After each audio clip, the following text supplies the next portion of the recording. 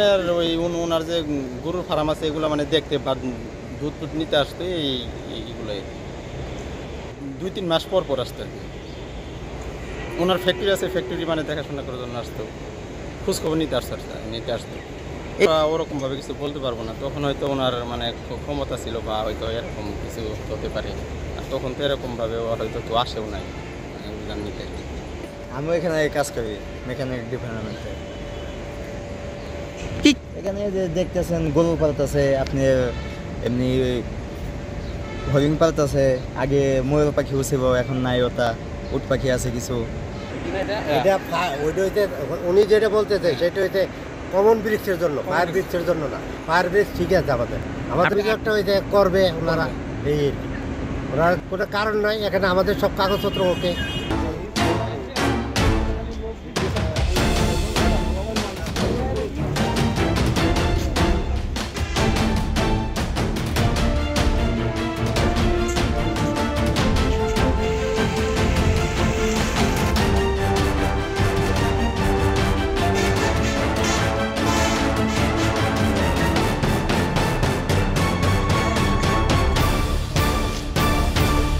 আমরা পুরো সাভার উপজেলা জুড়েই অবৈধ ইটভাটার উপর অভিযান পরিচালনা হচ্ছে। আপনারা দেখেছেন গত 1 মাস ধরে আমাদের উপজেলা নির্বাহী অফিসার স্মারক করেছেন।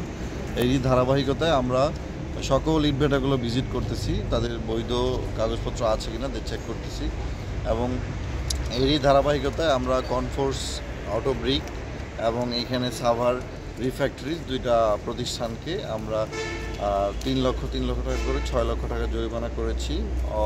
ইটভাটার যে নীতিমালা আছে ওই নীতিমালার কতিপয় আইনের লঙ্ঘনের কারণে এই জরিমানা করা হয় এবং জনস্বার্থে আমাদের এই অভিযান অব্যাহত থাকবে।